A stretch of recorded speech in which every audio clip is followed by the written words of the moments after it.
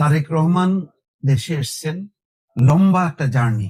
আগের দিন রাতে রওনা করেছেন, সিলেট হয়ে এসছেন, তারপরে 3 ঘন্টা সম্ভবত পথ পাড়ি দিয়ে তিনি পূর্বাচলে এসে যে বক্তব্য দিলেন, আমি স্তম্ভিত হয়ে গেলাম।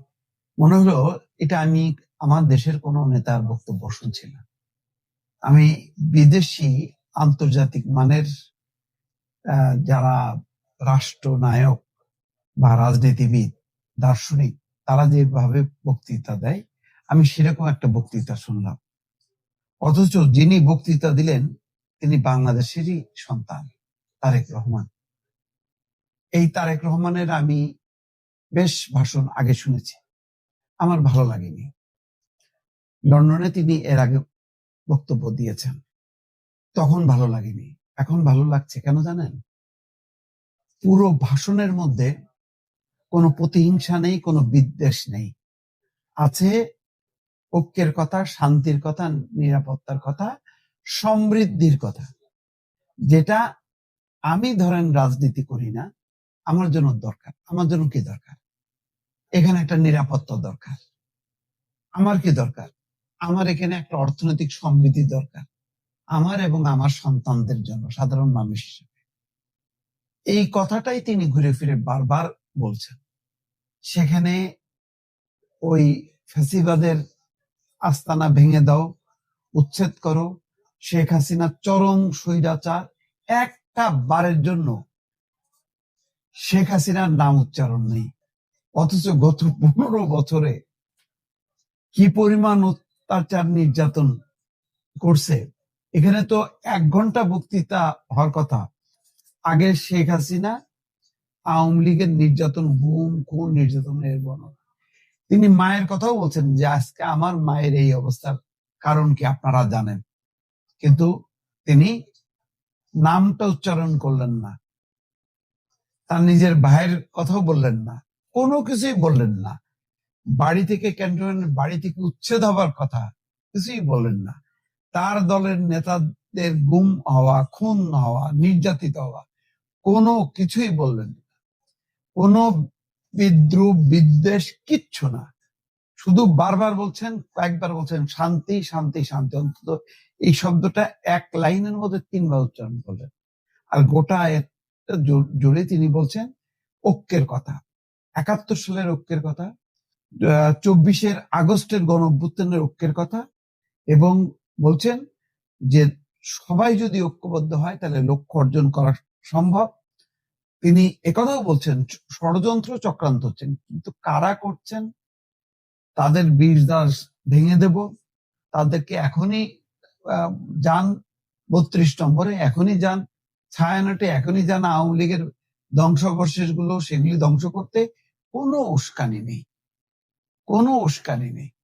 অথচ তিনি বিদেশ থেকে আসছেন, আর আমাদের, আর নাম বললাম না, আমিও বলতে চাই না, সেই বিদেশ থেকেই যে এই ধরনের ভয়ান উস্কানির পক্ষে কষ্ট লাগে আর কি। কষ্ট লাগে এই কারণে যে প্রত্যেকেরই অবদান আছে শেখ হাসিনার এই অপশাসন দূর করার জন্য, কিন্তু তার পরবর্তী সময় নেতৃত্বের শূন্যতার কারণে কি ভয়ঙ্কর একটা মানে পরিবেশ, পরিস্থিতি, মব, সন্ত্রাস, রাহাজানি, খুন, গুম।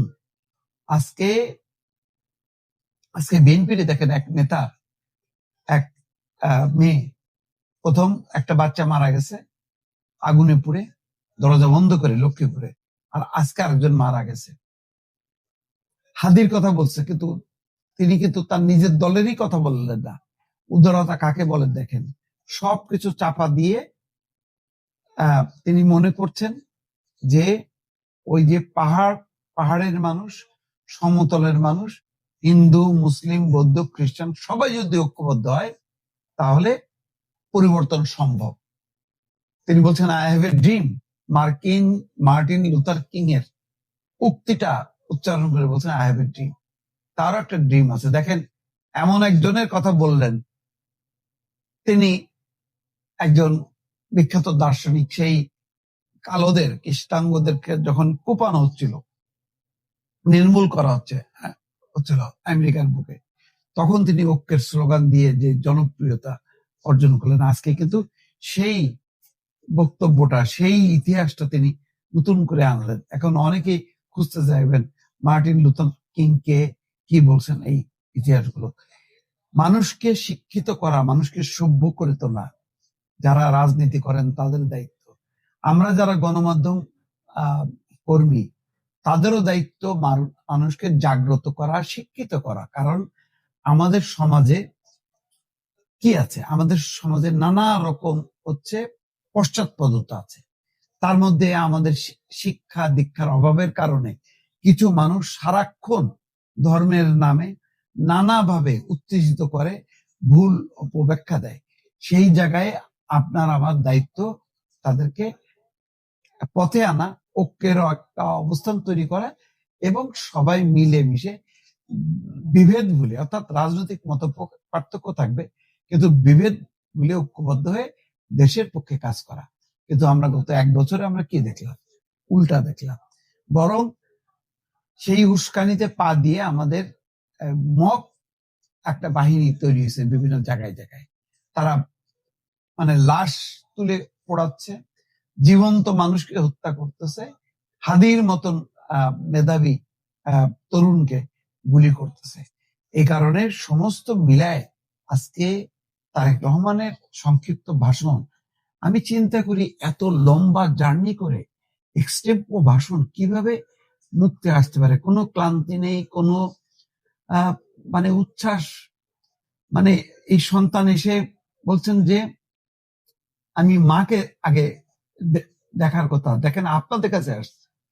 তার মানে মায়ের থেকে আপনাদের কত ভালোবাসি, কারণ আপনারা দলকে দেশকে রক্ষা করে চলেছেন, ফলে আপনাদের প্রতি কৃতজ্ঞতা বেশি। চিন্তা করতে পারেন কত উদার মন নিয়ে তিনি কথাগুলি বলছেন। যদিও আমার একটু কষ্ট লেগেছে যে তারেক রহমানের মঞ্চে কাছাকাছি আসার পরে এই ধরনের ঠেলাঠেলিটা কাম্য ছিল না। আবার এটাও সত্য যে 17 বছর নেতা কর্মীরা চলছেন, সেই দলকে সেই দলের নেতাকে কাছ থেকে দেখেনি। সেই উচ্ছ্বাসটা বাঁধ ভাঙা জোয়ারে পরিণত হয়েছে। সেই কারণে এরকম একটা পরিস্থিতি, যা আরেকটু হয়তো নেতা কর্মী সংযত হলে ভালো লাগতো। কিন্তু সব মিলায় লক্ষ লক্ষ মানুষের এই সমাবেশে এইরকম একটি অনুষ্ঠান করা, এটা অত্যন্ত ঝুঁকির কথা। আমি মনে করছিলাম যে উনি হয়তো হযরত শাহজালাল বিমানবন্দর থেকে হেলিকপ্টারে করে আসবেন, এভার কেয়ারে পাশে নামবেন, ওখানে মাকে দেখে তারপরে হয়তো উনি কাছাকাছি রাস্তা, তারপরে যাবেন।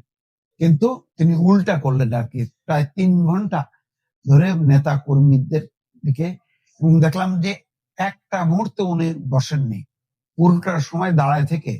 চিন্তা করতে পারেন 12 ঘন্টা ফ্লাইটে জার্নি, লন্ডন থেকে বাংলাদেশ, সিলেট ঢাকা, তারপরে মাটি ছুঁলেন, দেশের মাটি, 17 বছর 3 মাস পর। তারপরে 3 ঘন্টা ব্যাপী এইরকম মানে টান টান উত্তেজনা, টান টান উৎসব, এবং দাঁড়িয়ে থেকে নেতাদেরকে তাদের যে আকাঙ্ক্ষা পূরণ করা, নিজেকে দেখানো, তাদের হাত ধরে শুভেচ্ছা জানানো, এই কাজ করতে করতে তিনি যখন ভাষণ দিচ্ছেন মনে হচ্ছে যেন এই মাত্র তিনি বাসা থেকে আসলেন এবং ভাষণ দিলেন। আমি সত্যি মানে আমার ধারণা বাইরে ছিল, এবং বারবার আল্লাহর কাছে মোনাজাত করছিলাম যে শেখ হাসিনার মুখ দিয়ে যে আগে যে প্রতিহিংসা, উচ্ছেদ করো, এরে মারো, ওরে ধরো, এর হাত পোড়ায় দাও, এ করো তা করো, এই যে এই কথাগুলি যাতে না হয়। কিন্তু আমার ভাবনার আগে বোধহয় উনি আরো ভেবেছেন, এবং আমি আসলে আমার কোনো মনে পড়ে না যে উনি তার আজকে বিএনপির এই পরিণতির জন্য যারা সবচেয়ে বেশি দায়ী তাদের ব্যাপারে তিনি কোনো কটু মন্তব্য করেছেন। এটা একটা বিশাল বড় ভুল। যাক, আমি মনে করি যে মানুষের যেই কথাগুলো, আমার যে কথাগুলো যে কারণে আমি উদ্বিগ্ন, নিরাপত্তা, তারপরে হচ্ছে শান্তি, মানে ঐক্যের আবহ তৈরি করা, গণতান্ত্রিক পরিবেশ তৈরি করা, এবং অর্থনৈতিক সমৃদ্ধি, যেই জায়গাগুলো আজকে সবচেয়ে ঘাটতি, সেই জায়গায় তিনি কথা বলেছেন। এবং আমার ধারণা দেশের মানুষ এটা সর্বতভাবে এটাকে সমর্থন করবে, কারণ এই বক্তব্যের বাইরে আর ভালো বক্তব্য কি আছে সেটা এখন খুঁজতে হবে দর্শক।